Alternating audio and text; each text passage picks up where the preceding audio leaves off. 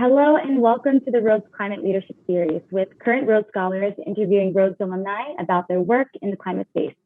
My name is Wanjiku Gatheru, friends call me Wawa, and I'm a 2020 Rhodes Scholar from the United States, studying an MSc in Nature, Society, and Environmental Governance. I am super excited to be joined by fellow Rhodes Scholar Rhiana Gunn-Wright, Illinois and St. John's 2013.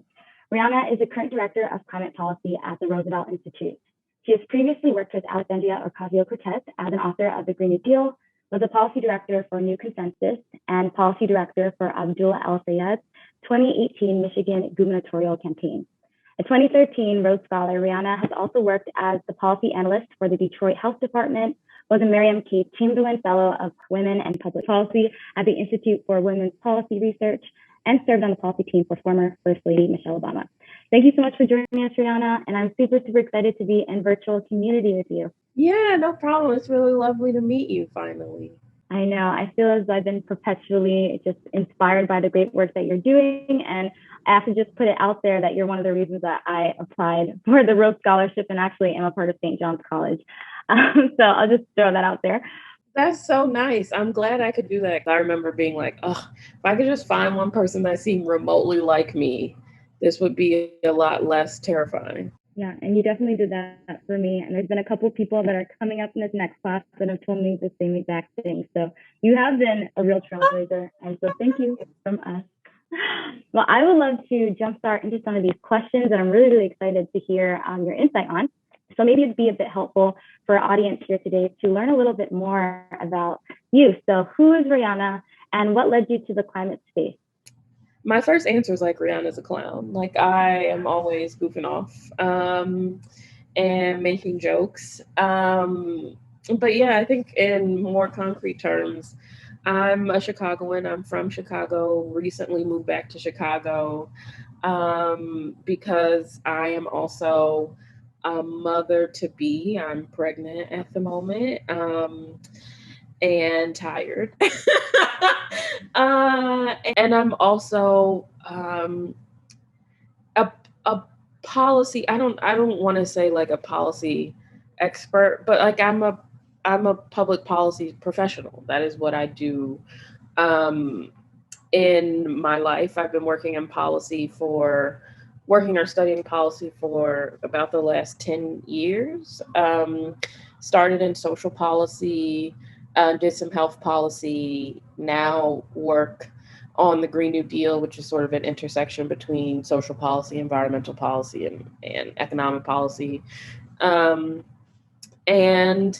I'm also, I'm a thing that lots of people are. I'm somebody's daughter, somebody's wife, somebody's boss, as odd as that is to say now. But so I guess that's who I am. I'm ultimately a person that just desperately wants things to be better and feels really responsible to being as good of an ancestor as I can be. So I got into policy really by accident. I didn't know it was a real job. I was working on my senior thesis, which was about welfare policy. And a friend of mine who was like very plugged into politics and was like actually one of the aldermen in New Haven.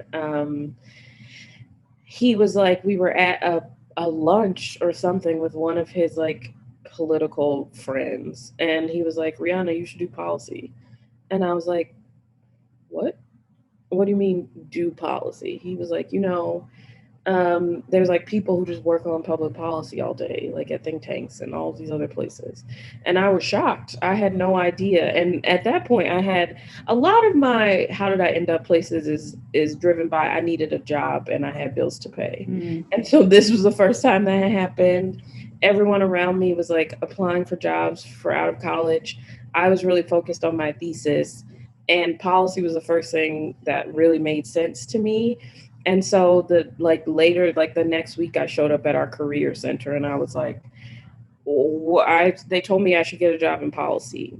And they knew about the fellowship at the Institute for Women's Policy Research that I ended up doing, and I applied, and that was my first job. But essentially, I was like, dang, everybody's getting jobs, and I have no plan.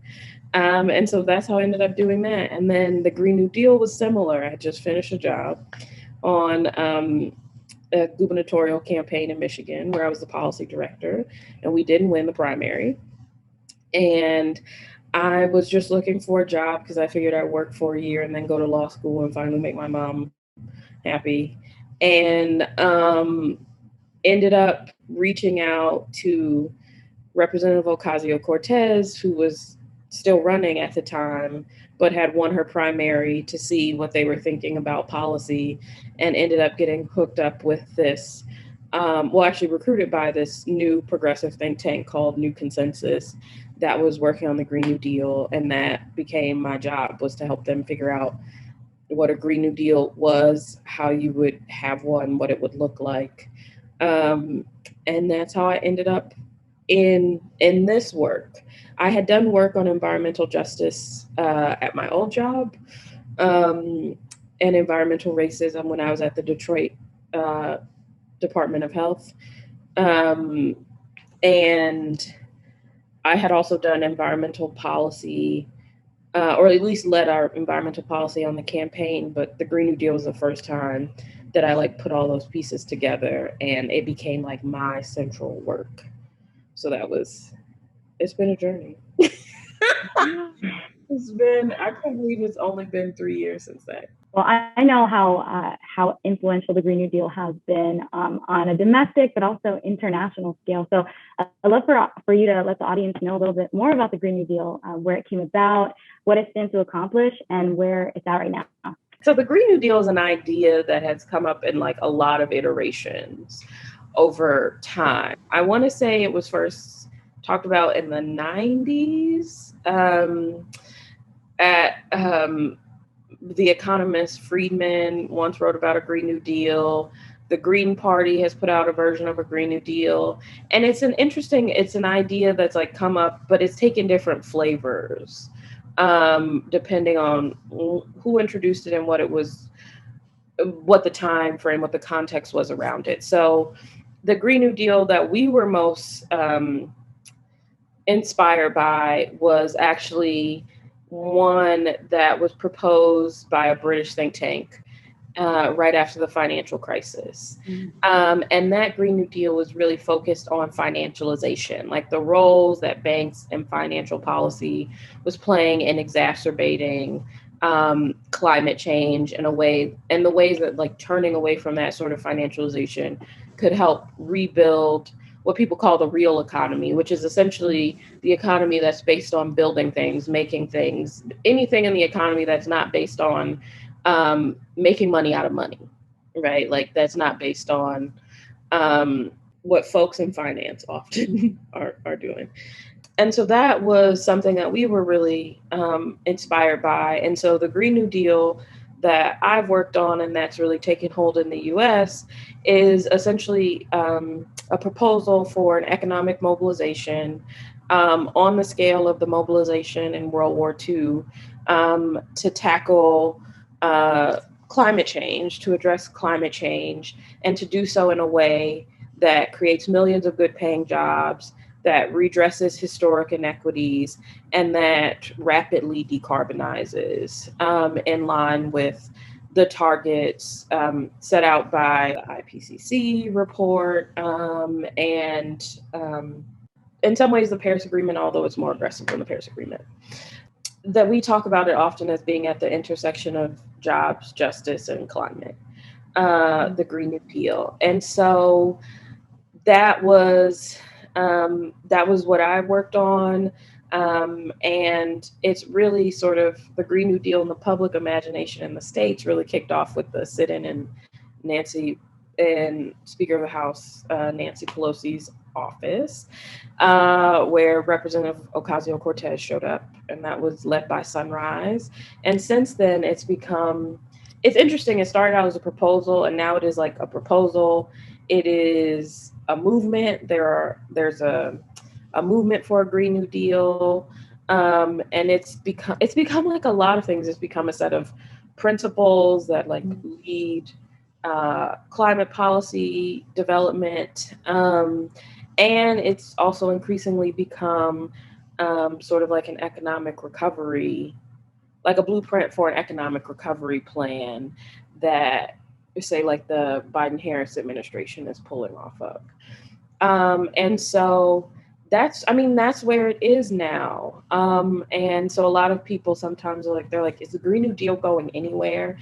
And I'm like, and to them, they're like, all I know is I thought it died out because Republicans said it was all about taking away our hamburgers. But the truth is that like, it is still very much alive, but it's in different channels and in different ways and in tons of things that aren't necessarily called a Green New Deal, but look very much like a Green New Deal. So yeah, and something that I hear often about the Green New Deal and the climate justice movement in general, a major critique that I hear is that oftentimes people say that the principles and frameworks that we're trying to work upon are just too broad to really make climate progress in the way that we need right now.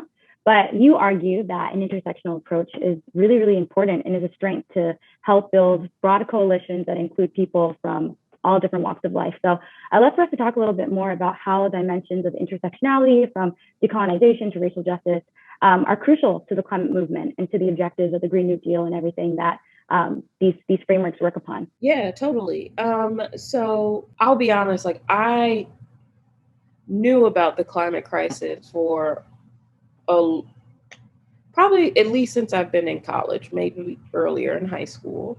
And I had friends who were involved in like divestment campaigns in college or invested in environmental policy, but I was never particularly interested or drawn to it because it seemed quite honestly like a very elite, very white cause to me. I was focused on social policy and like my early, especially then, I was really focused on welfare policy, on policies related to poverty. Um, and, you know, even as time went on, that's still sort of the lens that a lot of my policy work was happening through. And so I'm talking about people being able, like women being able to afford childcare, right? So that they can take care of their families. I'm talking about how do we reform welfare policy so that women are not penalized for going to college, right? And forced into sort of marginal jobs just to have a job, right? I'm talking about, you know, how do we undo laws that actually penalize women who have additional children while on welfare? Like these are the things that I'm talking about. I don't know what a solar panel is going to do for that, right? Like I don't know how to talk to, you know, we're at the health department trying to talk to a mom who's like shuttling between 3, 4 appointments to make sure that she can get all the benefits she needs to take care of her kids and go to work, right? And make sure that her water doesn't get shut off. And what does she care about, like the polar ice caps melting and polar bear, you know? And it was those sorts of things. It just seemed very remote. And I think the Green New Deal was one of the first times where I understood both how close it was and how it linked to so many of the things that I had seen in my life, like exponential rates of asthma, right, in communities that I worked in or in my own community, figuring out that like one of the reasons I likely had asthma as a child was because of environmental pollution and the fact that polluting facilities are disproportionately cited in Black and Latinx and Indigenous areas, right? Figuring out that it's not even enough to say like class can't protect you. Middle class Black people are exposed to more pollution than poor white people, right? And at least in the US. And so all of those things actually made me want to be engaged. And it also made me realize that it would also likely make other people want to be engaged because the climate crisis it's a huge issue, but there is, and I think particularly as in my lifetime when I was growing up, there wasn't a lot of political will around it. And still, that will is growing, but you're up against some of the like richest and most powerful corporations on earth who make money, right, because of fossil fuels, who make money essentially by making the climate crisis worse. And so to overcome that, especially in a country where there's so much money has such a hold on politics, you need people, you need large movements. And as long as there is not, the climate crisis is not painted in ways that include environmental justice, is not painted in ways where we're actually talking about immigration policy and what that means when we have climate refugees, as long as we're not talking about, how it's connected to policing, right? And the ways that now there's all of these new laws where they're trying to make it illegal to protest at fossil fuel sites, right? And thinking about the ways that police can be deployed and the criminal justice system can be used in these instances, you won't actually be able to gather enough power for things to happen. And we've seen that over and over uh, in the US in particular, right? We haven't passed really massive or major climate legislation that we need to pass, in part because there wasn't the public or popular support. And so intersectionality is incredibly important, both in making sure that you actually have the people power to get things done, but also in telling the full truth about the climate crisis, right? The climate crisis is not a siloed issue, right? Because the reason that we have the level of emissions that we have, that's about economic activity. Emissions come from our economic activity. So if you're trying to draw down emissions, you're actually talking about the structure of an economy, which touches on so many things. And so when you start talking about the climate crisis like that, which it is just the reality of what it is and what it will take to address it, then I think it becomes a much more vibrant picture and issue, and it makes people understand why they need to do something, and also the nature of the things that need to be done and the ways that those changes can benefit their lives, right? Like having an economy that is more just is something that a lot of people want. And that is something that would be really, really incredibly helpful in terms of tackling the climate crisis. And so I think making those connections, just that are just real, is just really helpful in getting the support that you need, but also helping people understand that this is not like a far off issue that doesn't matter, but it's something that you should fight for because in the very near term, it can make your life a lot better. Yeah, for sure, for sure. And I think something that I'm hearing you talk about and something that I relate to is the really frustrating, antiquated narratives that have really found a home in the climate space and the environmental movement at large. I also grew up feeling as though environmentalism was a top shelf, white, rich people thing to do. And it wasn't until I got to high school and we had an environmental justice chapter that I started making these connections. And I got very, very frustrated as to why I'm seeing that race is the number one indicator of one's proximity to a toxic waste plant, for instance. Yet nobody in my family, we've never had these conversations, yet almost all of the offspring that have immigrated to the States have asthma. And that was not an issue that was experienced in Kenya. So a lot of these connections I see come up in our lives and other Black people and people of color's lives, and that oftentimes informs our experience in the environmental space. And the other thing that I want to talk about, which I kind of hear you moving into, is the importance of building broader coalitions with existing movements. For me, I feel as though a lot of the language that is being talked about with the Green New Deal, with a just climate future, it really does resemble an abolitionist framework. And unfortunately, I haven't really heard those connections being made in a really mainstream context. And I wanted to know if you had any thoughts as to why that is, and even thoughts as to what the power of this movement could be if we linked arms with abolitionists and folks that have for so long understood what it means to conceptualize a truly just future absent of a carceral landscape. Yeah, 100%. I actually did an interview about that. And, I did it, and it was one of the only ones that like got traction because it got mocked. like it got mocked by like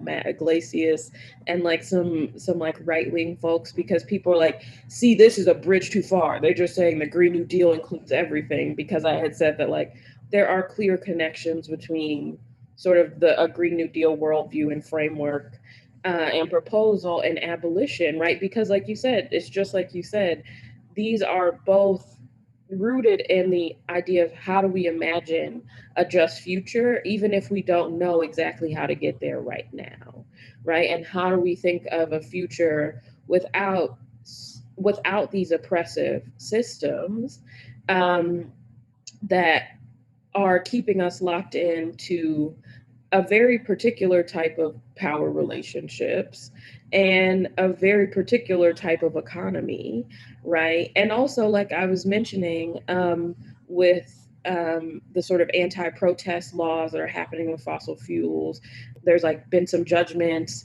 for climate activists that have actually called them terrorists for the work that they've done.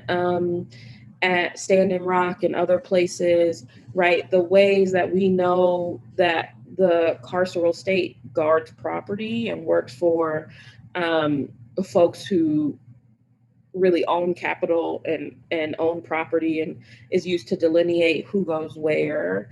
Right, like that has very clear connections to climate and especially to when you think about what can happen in a world where resources are getting more and more scarce. What is the role of the police become, right? And um, and also like the carceral state as it relates to immigration, right? The ways that we've seen immigrants treated by ICE and put in camps and separated from their families, right? A lot of those immigrants are already climate refugees, right? So what happens when there are more climate refugees? What does that system do? And I think a lot of the hesitancy to have those conversations comes comes back to that fear um, of being accused of going too far, right? There is a respectability has real currency when it comes to public policy, right? And in DC in particular, right? People want to be seen as savvy, right? They want to be seen as realistic and pragmatic, as all of these things that we put that those spaces put a lot of weight on. And so making those connections publicly, I think, scares some folks because all of a sudden you could be called crazy or going too far, and then maybe your idea has less purchase and people are less interested in it. And I think that is like a real thing that keeps a whole lot of things from being said, not just related to the Green New Deal, but in general. And I'll also say, I think part of it is because environmental justice activists have been working alongside other movements for a long time. But I think the environmental movement as a whole has not necessarily. And so that sort of working across movements is new and is a muscle that has to be worked. And also that's due to relationships. Like movements work across because of relationships, and a lot of people might not have relationships with abolitionists, right? In order to do that work, they might not have relationships with immigrant rights groups, they might not have relationships with voting rights groups. But I think the intersections are becoming increasingly clear. Like one thing that I always talk about is that without democracy reform, the institutions that a Green New Deal requires are the same institutions that a functioning multiracial democracy requires, right? Without democracy reform, I think movement on the climate crisis is going to be very difficult. And I say this because we know that there's data that people of color are much more likely to believe the climate crisis is real, to want to take action on the climate crisis, to respond favorably to climate policy. The most recalcitrant people on climate are rich white men, right? They are the group that is most likely to be climate deniers, to not want to do anything about climate. And so imagine if the Electoral College didn't exist. How much easier would this stuff be, right? If there wasn't gerrymandering, what kind of conversations would we be having about climate, right? If we had truly just a truly just voting system, if we had all the democracy reforms that we needed, the fights that we would be having about climate, the conversations we would be having about climate are very different. And so so many of our issues like that are tied up in one another because it's a system, right? And it works. All these things are interrelated, or they're just related, and they work together. But I think about that all the time. Like, if our voting system looked different, I would have a much different, and I think a much easier job. And I don't know if this is too much of a jumping point into the realm of what could potentially happen, but let's work on something first. Let's talk about climate reparations. So for me, when I think about what is necessary for a just climate future, there is a need for accountability and wealth distribution. And I believe that climate reparations is absolutely a part of that solution. However, again, the same way that intersectionality is questioned about its place in the climate space, I think climate reparations, even though it's not, as you know, it's not a new term, it still is looked at as a far off possibility at best. So what are your thoughts about climate reparations? Is it something that's necessary for the justice that we're looking for? So honestly, I've never even heard that term before. Really? No, I've never even had that conversation before about climate reparations. I certainly have talked about and learned about just carbon accounting or just carbon budgeting, which is essentially countries. So people often talk about we have to get to zero emissions by 2050, but that actually isn't true if you're thinking about just carbon budgeting, because that is what the globe needs to do. Just carbon budgeting says, or sometimes people say fair carbon accounting. That means that countries have to be responsible for their share of carbon, and there's thus an impetus, say for the states, to clean up faster and decarbonize faster than the rest of the world, in order to like free up the carbon budget for, in particular, developing countries who need more time or who still have more growth to do. And so I've heard about that, but I've never heard about climate reparations. And I'll say that like fair carbon accounting is still in the DC context still seen as like wild. People are like, that's a nice thought. And you're like, actually, it's not really a nice thought, because what we're saying is that like we're borrowing other people's time, right? For the time that we delay, if we decided we don't have to do anything to 2050, other people in other countries are going to die for us to take that time. So it's actually not just a nice to have. There is a cost to us not moving faster. That is very real. But that is still seen as like a bridge too far by a lot of folks. Not everyone, but a lot. Do you feel as though these pioneers could potentially be something that could materialize into policy that's respected in the next couple of years? In the next couple of years, I mean, yeah, I mean, I think it's possible for sure. I think that it would require more people than, say, like Senator Sanders saying it, right? Because there are certain people that have these beliefs like Senator Sanders, but they're sort of like, those are the idealists or whatever. So I think it can definitely happen, but it would have to be something that a number of people take up. And I mean, it's something that we mention in our work. It's something that a lot of environmental groups mention, particularly progressive ones. But I think that it would take, I'm not sure all of what it would take, but it would take something. It would definitely, and it would take like, I think a real shift in how I guess Americans broadly, but particularly Americans in power, think of their responsibility both in terms of the climate crisis and to the rest of the world. Yeah. And diversifying the amount of people in the policy space, people that are running for office, as well as just getting more people broadly involved in the environmental space, and the environmental space becoming a place that's accessible to all people. I did want to change up near the end of the conversation because I find myself on a lot of panels or interviews where the last question or last couple questions center on hope. And I've always really struggled with that because I think that hope in general isn't necessarily the most important, I wouldn't say the most important, but the most influential driver for action. I think hope is something that's often earned after doing action, but more often I'm usually angry about a lot of things, and that's what gets me up in the morning and what keeps me in the climate movement, which is a movement that isn't a lot of fun work a lot of the times. It's really heartbreaking work. And I love to know about some of the emotions that drive you to remain in this space other than hope.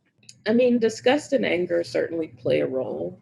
Feeling responsible plays a role too. I was just raised in a house where my mom was always like, if you don't like something, fix it. And she would say this about like social issues. I'm like, Mom, I can't do anything. But she was like, you know, if you're going to complain about it, you got to do something too. And so that drives me. And then also, I don't know if I would call it resignation or determination. It really depends on the day. Truly depends on the day. But I just think for me, the things that are wrong will continue to be wrong, whether or not I decide to work on them, right? Like the climate crisis it's moving forward. If I decide tomorrow, like, this is too hard, I don't want to do this anymore, it will still continue.